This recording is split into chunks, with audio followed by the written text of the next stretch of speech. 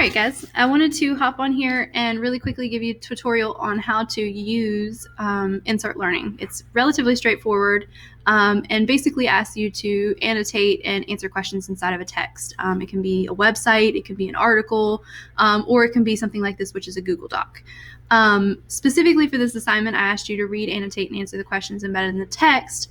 And for your annotations, I want you to use the highlight tool and the sticky note tool to indicate which Anglo-Saxon values are being presented, as well as including at least 2 questions that you would like to bring up in a discussion for tomorrow's class, which for you guys will be either on Monday or Thursday. So yeah, let's get started. Okay, so if you notice, these are things that would be considered sticky notes. This one right here and this one right here, where I give you guys information, usually instructions or some kind of explanation for words or that kind of thing. But as you scroll along, you get the actual text. And if you come across a part where you would like to actually highlight, I'm not going to pick any specific place that actually makes sense for the prompt. I'm just going to show you how to use the tools.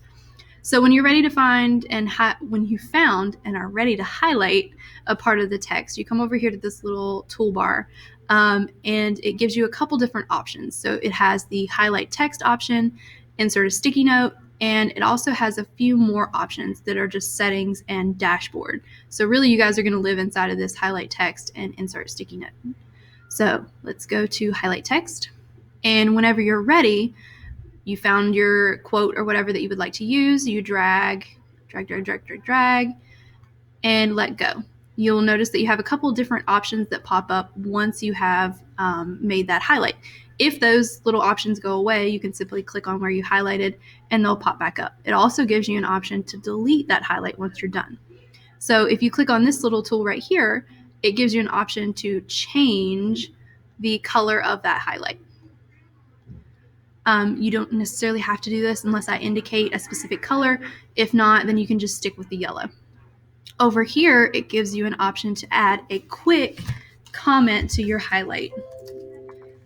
This is significant. I can't type because ... Right, enter your comment. It also has an option for little smiley faces, right? We love a good emoji. You can include those too. And you click done, okay? All right, I'm gonna go ahead and delete all that because we don't really need it.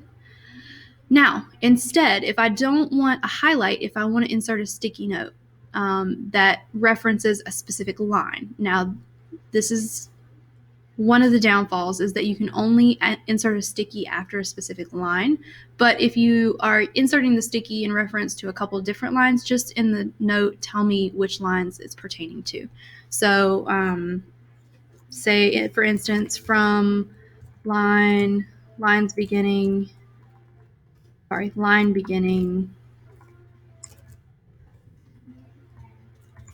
aimlessly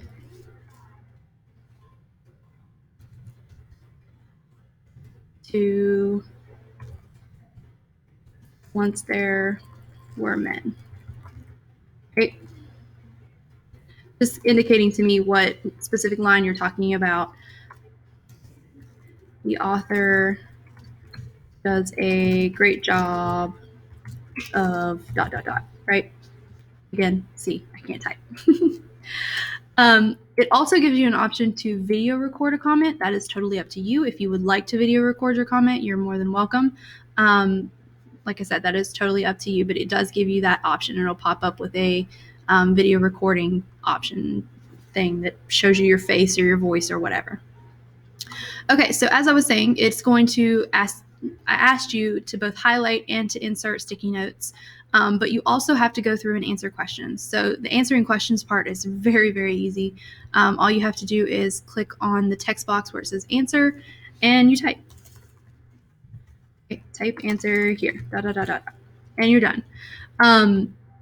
Obviously, you need to have a complete sentence and more than that.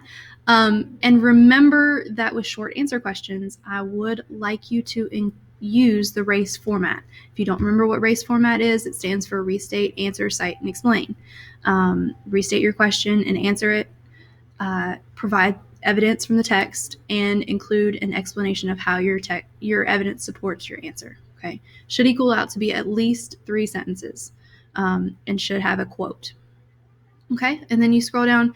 Also, you notice that sometimes there'll be this little like highlighted and outlined section. That's just where I've inserted a very quick explanation, or a quick, little definition, because this is an older text. So some of the words like telling, we know what telling in modern times means, but telling in Anglo-Saxon actually meant to count. And then what is a thane? A thane is a follower of a lord. Some language that just clarification might help a little bit. Okay, so then you go through and you answer all of your questions. And when you get to the bottom, like I said, all you have to do is make sure you answer your questions and you're done. There's no actual submit button. I will go through and show you. For instance, I'll fill out all those questions.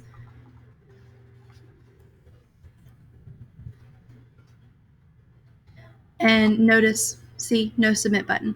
All you have to do is exit out. Okay, thank you guys.